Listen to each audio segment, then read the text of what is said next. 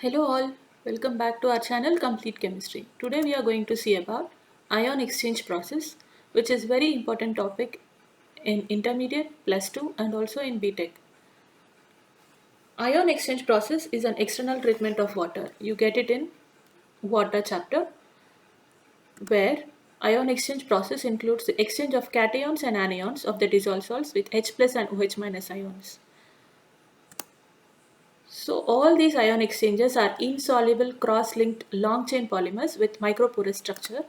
Cation exchanges are capable of exchanging their H plus ions with the actions of dissolved salts which comes in their contact, and the cation exchanges are represented by the formula RH.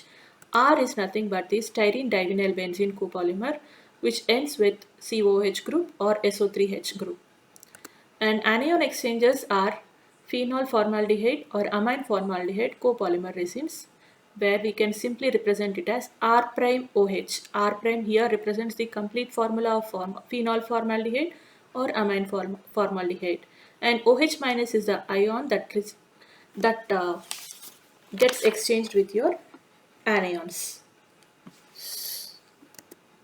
So the anion exchanges are R prime OH. Now let's go to the whiteboard and see the process, what it takes place, how this process takes place for us. Now as I said you, before going into your anion exchange process, all your hard water consists of 8 different salts. This hard water is caused because of the 8 different salts. Those are your calcium carbonate, those are your calcium carbonate,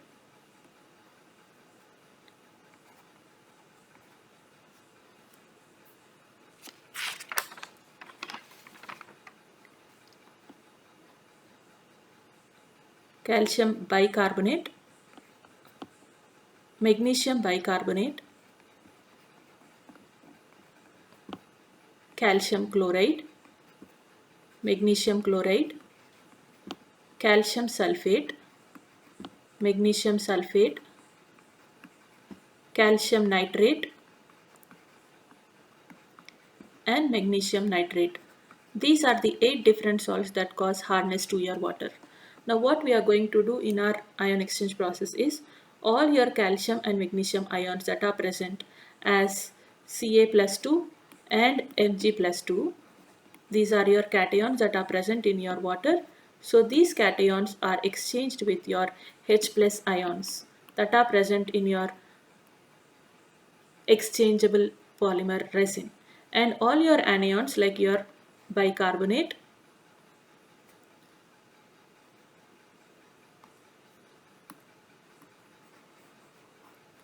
all your anions like your bicarbonate CH3O minus, your Cl minus, chloride, sulfates and nitrates will get exchanged with your OH minus ions.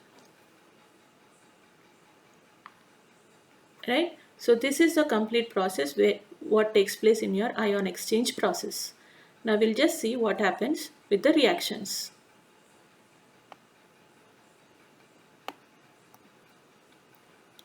So coming to your reactions, first your cation exchange process takes place. First your cation exchange process takes place where all your cations will get exchanged. So what happens in your cation exchange process is cationic exchange resin, your styrene divinyl benzene. Styrene is nothing but which has a benzene ring along with a vinyl group. And divinyl benzene is nothing but you have a benzene here and you have a vinyl group, two vinyl groups. So this vinyl group, the second vinyl group can be from anywhere. This forms a microporous polymer structure. Polymer is nothing but poly itself means many. Mer is unit. So this single units of your divinyl benzene and styrene will form many unit structure. It's a many unit structure, so we call this as your polymer. So these are your resins. Resins are microporous, very small resins. So how you have here is you will have this like this type of structures and this type of these are very small microporous resins that are present, right? Now we'll see what is the process and how this process gets exchanged.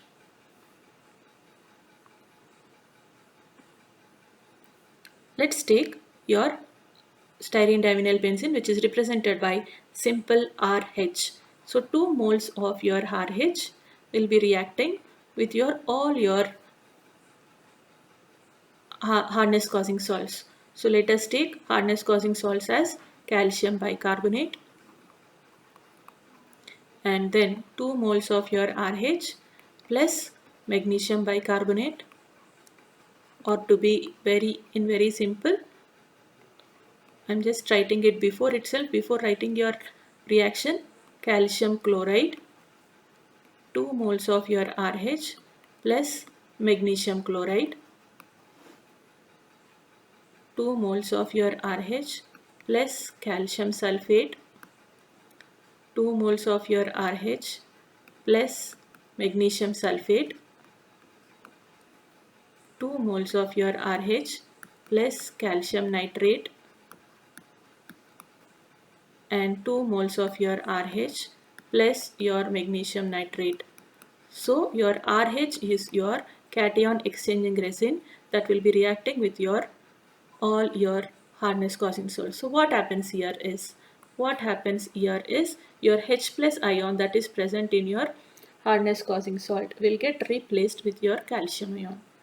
So what is the result here is this will form, this H plus ion will be reacting and going with your bicarbonate ions like this, and it forms R2Ca as a product. So your H plus ions got replaced with your calcium ions, right? Then the formed side product will be bicarbonate, 2 moles of your H2CO3 bicarbonic acid. In the same way here also your H plus ion will get replaced with your bicarbonic acid, forming bicarbonate. So the products that are formed will be your acids. So the products that are formed will be acids. In the same way here also it forms HCl. It forms 2 moles of your HCl where you get R2Ca plus your 2 moles of HCl.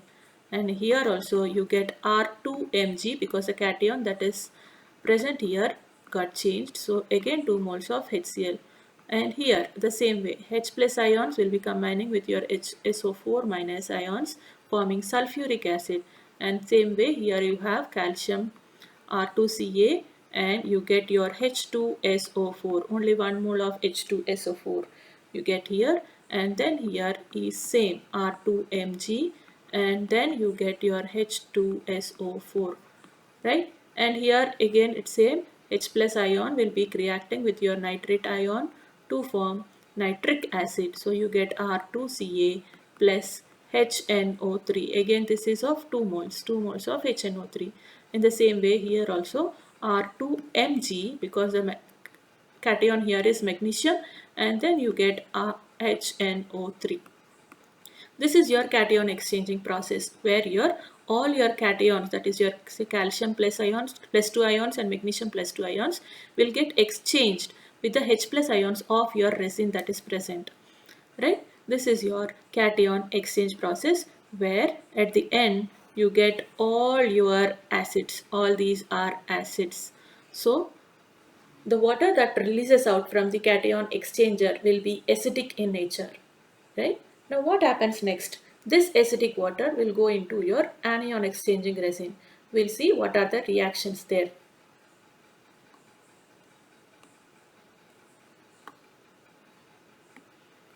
So in the anion exchanging process, the anion exchanging resin is phenol formaldehyde. Phenol, it can be either phenol, you know phenol, right? This is your phenol, and also formaldehyde.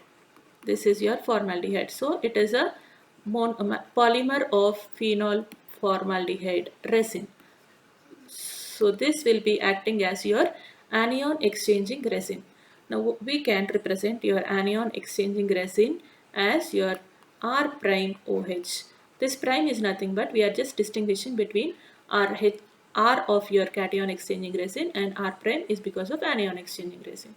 Now R prime OH will be reacting with your all acids that are present in your that are released out from your cation exchanging resin. What are the acids that are released out are your H2CO3, right? Again R prime OH plus HCl, then R prime OH plus H2SO4, right?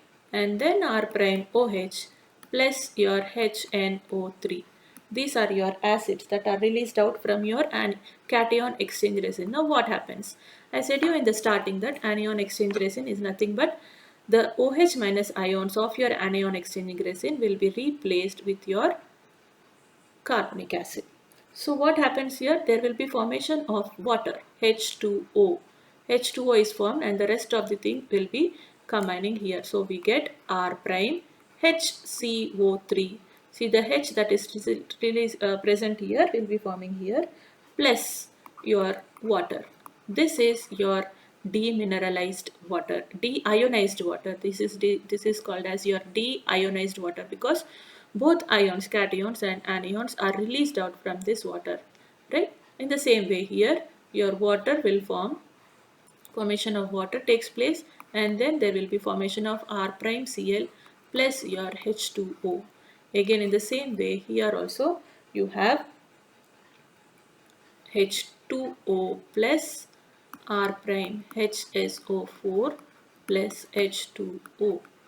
In the same way here you have R prime NO3 plus H2O. So the H2O will be released out from your OH and H of your acid. Now this is called as demineralized and deionized water. This is called as demineralized and deionized water. This is your demineralized and deionized water. Now, what happens here is complete process is very expensive and every time using these exchange resins are takes a lot of money, needs a lot of money. So what we do, we regenerate these cation exchanging resin and anion exchanging resin. How we regenerate it? So we'll see the process of regeneration now. Your anion exchange resin or cation exchanging resin are regenerated by again using acids and bases. Cation exchanging resin is regenerated by using acids like HCl and H2SO4. Anion exchange resin are replaced by base NaOH. Let us see regeneration process. So we see about regeneration process of cation exchanging resin, right? Now what happens here? Your R2Ca that is formed as your cation exchanging resin, that is formed as a product in the cation exchanging process, will be reacting with 2 moles of HCl or H2SO4, 1 mole of H2SO4. Now what happens here? You need to regenerate your RH, right? So what happens here is your R will be reacting and then regenerated in this way, whereas the side product that is formed is CaCl2. So 2 moles of your RH and CaCl2 are formed, right? In the same way, if you want to regenerate your magnesium resin, then what you do is you'll be regenerating it with your H2SO4. So what you get here is the same thing, R and H, 2 moles of your H and MgSO4 will be your side product. So RH, 2 moles of your RH plus MgSO4. Now these two will be released out as washings and they will be released out into sink or drain pipes because they will get precipitated down, right? Now here this is your cation exchanging resin that you got regenerated, cation exchange resin that you got regenerated back So this is again used for the next process. In the same way, if you want to regenerate your anion exchanging process, anion exchanging resin regeneration process, what we'll do here is anion exchanging resin, we'll get all the acidic part, like acids will come out, and then you have R prime HCO3, right?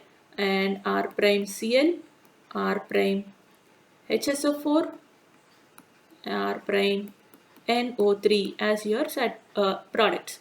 Now these will be regenerated using your NaOH base.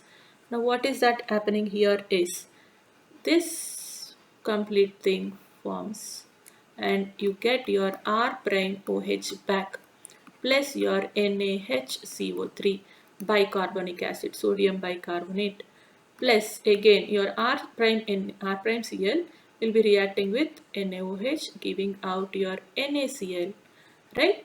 You get your R prime OH back plus your NaCl. In the same way, R prime HSO4 will be reacting with your NaOH giving out your NaHSO4. This is sodium bisulfate. R prime OH plus your sodium.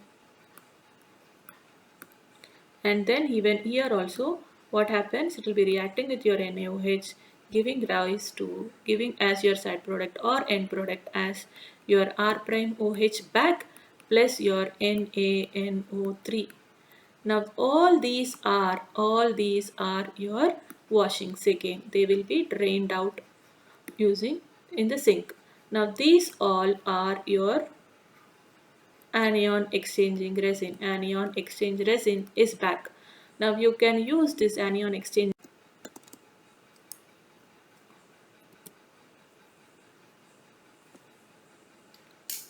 These are the reactions that takes place completely. So your calcium and magnesium ions are retained by the cation exchanges and then anion exchanges. And this is your anion exchanging resin where your acids will be reacting with your R prime OH giving rise to your water. This water is called as deionized and demineralized water. And then comes your regeneration process where your calcium R2Ca will be regenerated with your HCl and H2SO4 giving rise to your washings CaCl2, MgSO4 as washings and your regenerated cation exchanging resin RH. And then this is your anion exchanging resin where you have R2CSO4 and all. You have your Na2SO4 as your washings, NaCl, NaHCO3 and NaNO3 as washings and R prime OH as your anion exchanging resin that comes out. Now after this we will do your degasification also. Degasification chamber is present, all your water. So this is your cation exchanger, this is your anion exchanger.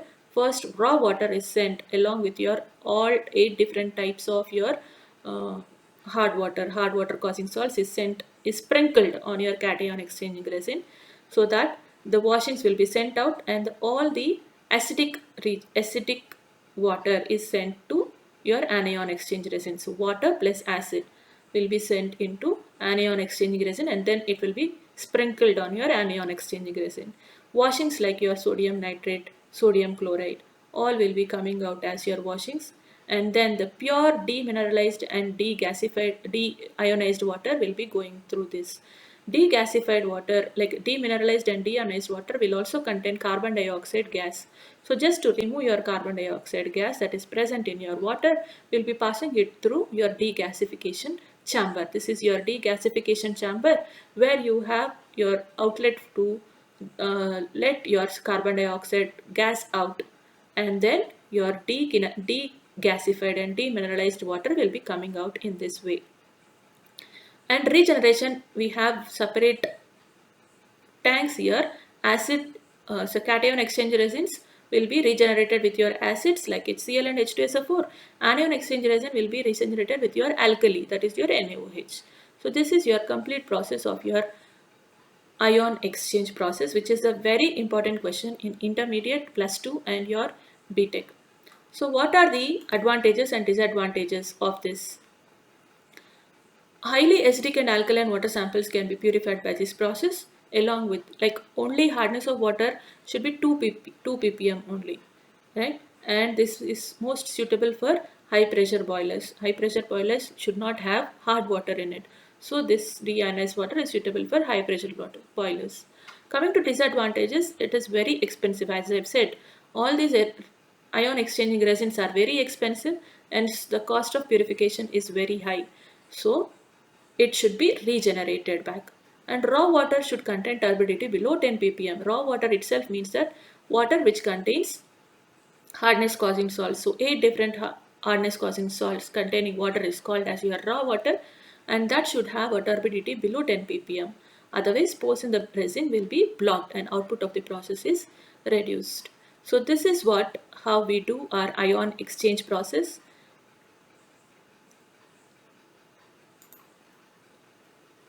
So just learn this, write it well. Thanks for watching this. If you like this, please share, like and subscribe to my channel Complete Chemistry. Thank you.